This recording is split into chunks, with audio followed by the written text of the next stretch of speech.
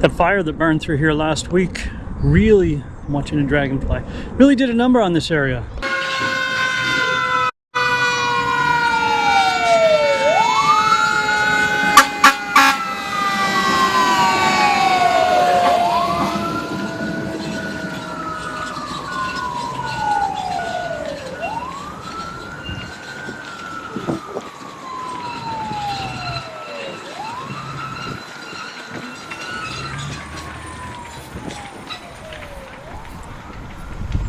This is a fantastic place to shoot wildlife, but unfortunately we have a lot of people that live in here too. It's a sketchy area, not the nicest, but you see what happens. All right, going down to the river that way. I'm gonna go see what we can find over there.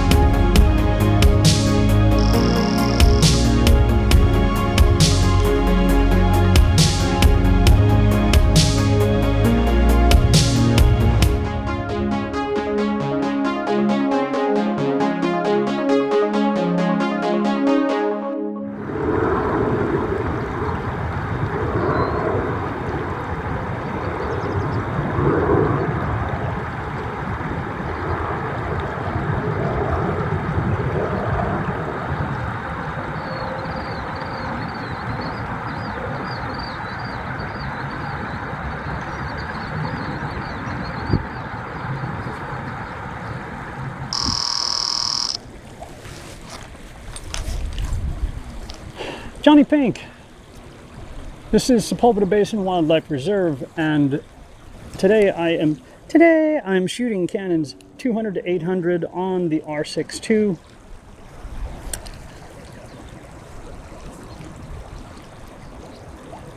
It's a fantastic lens. It's good. It's a good lens. My favorite lens all arounder is the 100 to 500 with a 1.4 extender. Yes, you're shooting at an f10, but the images tend to be sharper. Right now, I've been shooting almost everything at a 4,000 shutter speed and just letting the ISO go wherever it wants to go. One thing I've noticed about the R6 II, and of course the R7 does this, and the R50, and any of these entry-level cameras, they buffer. I'm using one of the fastest cards that's available, or was when I bought it 6 months ago, whatever it was, bought some new cards. The fastest cards out there for the right speed, and that is something when you buy a card, please don't buy cheap cards. If you've got old cards, they're probably not going to work on some of these newer cameras. They will, but they'll be very slow. The right speed is what you are looking for. If the old cards that you have a very slow right speed, it's not going to work. It's not going to write to your, because these things are dumping down so much information so fast.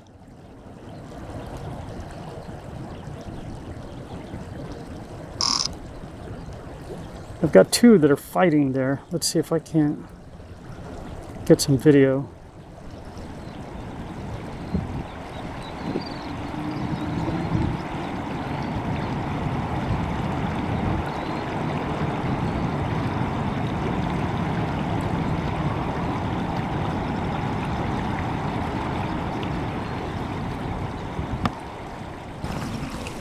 My preference on cards, if like my R3, I use only CF Express cards. I only use the one. I don't ever put anything into the other slot. One thing I did like about the Nikon Z9 and the 8 is, well, the Z9 is dual CF Express cards. I love those. They're fast. They're awesome. And this is a good camera. Out of all the cameras that I've used from Canon, the R50, the M50, which was a fantastic little camera, the 90D, the R7, the R5, the R3. My favorite, of course, is the R3 because I don't have any rolling shutter. And it's really funny because until I started shooting with the R3, I never noticed the rolling shutter so much. I just kind of got used to it. I guess that's okay.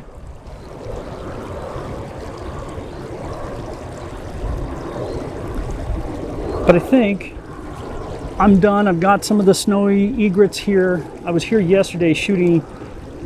What was I shooting? I had gone to Han in the morning and I was shooting butterflies, so that will be up over here. I'll put that up over here.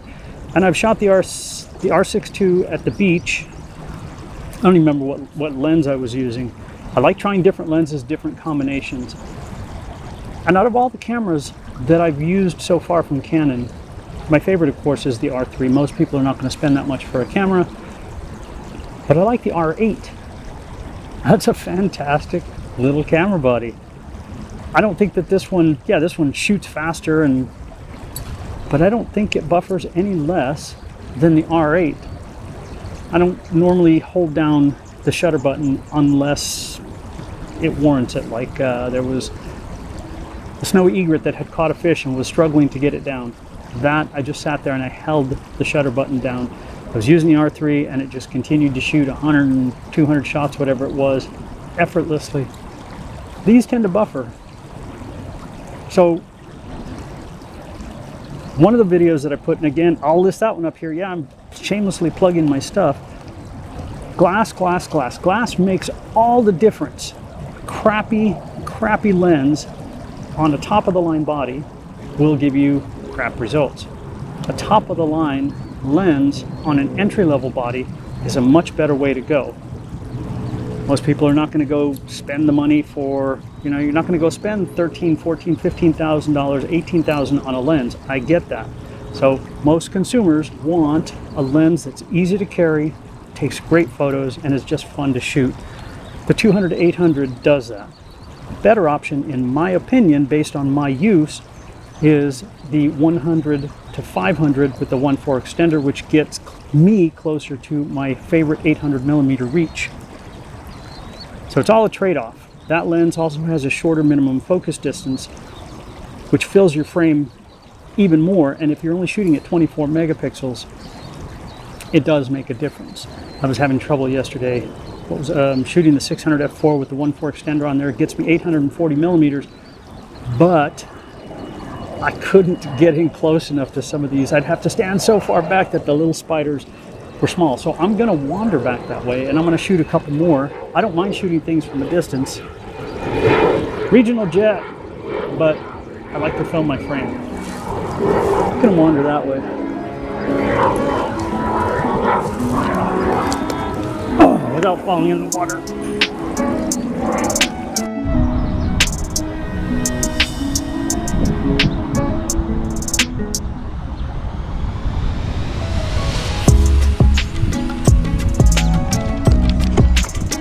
The devastation out here. This wasn't burned the last time I walked through here. It's crazy. Terrible, terrible. All right, I'm going this way.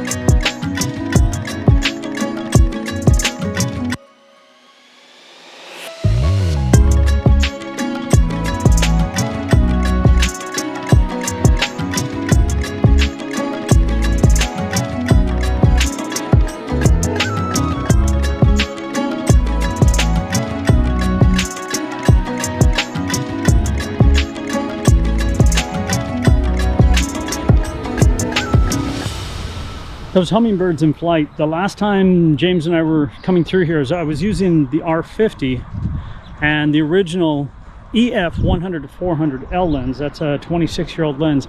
I didn't show you any of those photos because I thought they were all crap, not worth, they're not anything I would want to show.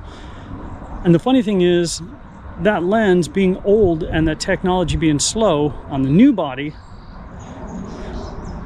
it just wouldn't catch focus. Whereas this one did catch focus, and I'm pretty excited about that. Your new lenses, even the 100-400 RF, I'm watching a little bit, they're much better than your older lenses. They just work better. Some bees on that. I want to see if I can get that.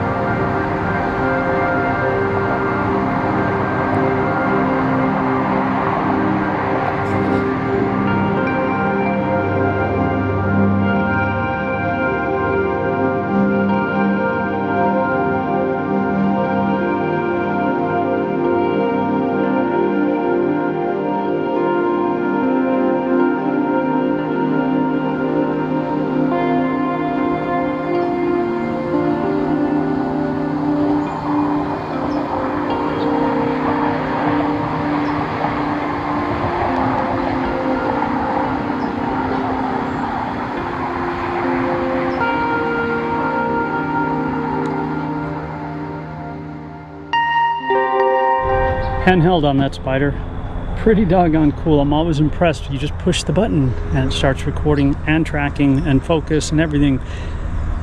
I'm using my settings, but even still, I'm always impressed. Okay, going, you can see how overgrown it is that way, and I'm going that way.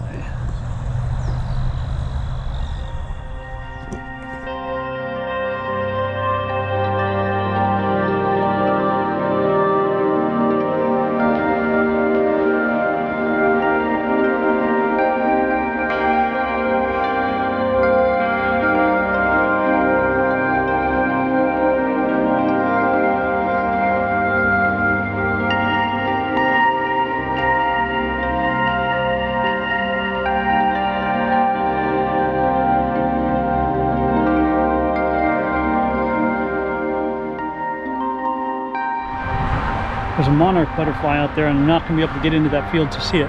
The cool thing about this lens is I can zoom out and I can get a lot closer. Not as close as the 100-500, so I'm not filling the frame exactly the same way, but this is a super versatile lens.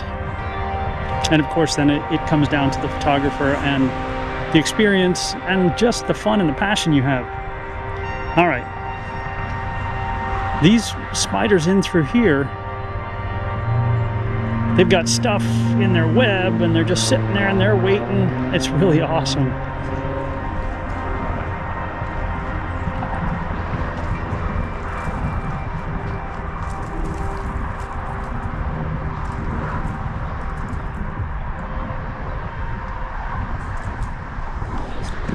And of course, all the little baby grasshoppers, those are pretty cool too. I just realized that someplace I cracked the back of this GoPro Hero 11. You know what that means? New gear time. No, I don't use it that much, and I have the 10 and I have the 7, and I like all those, so this will just remain as it is. I've had a pretty full day. There was one other place I wanted to go, but I opted not to now because I've got dragonflies just hanging out right in front of me, making it easy to shoot.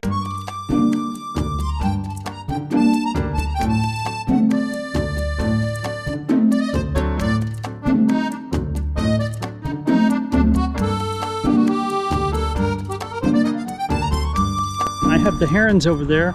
I've shot spiders and the grasshoppers. I don't think I got a butterfly today, but you know what? That's okay, man. I think I'm gonna stand here for a little bit. There's a turtle nose sticking out of the water over there. There's a blue heron over there. I got the blue heron at the river. And I had a lot of fun. But yeah, you want the very, very, very fastest card you can possibly get for your camera. And the entry-level cameras, other than the pro level, are going to buffer. The Z9, the Z8, they won't. The R3, they won't. The A1 won't. But some of these others probably will. They just can't handle that much data, especially going down onto an SD card. Thank you, thank you, thank you. JonnyPink, man, please give it a thumbs up. That's the only thing I ever ask, is give it a thumbs up. I love being out to shoot. And there are several days when I have what I think is crap, so I throw it away. It's just floating right in front of me, teasing me. You're teasing me. All right, I need to get a move on these. Again, please give it a thumbs up. Share it with somebody if you think it's kind of cool. Subscribe if you have not. That's free. That's a nice big bullfrog over there. JonnyPink, again, thank you. Thumbs up. I'll see you guys.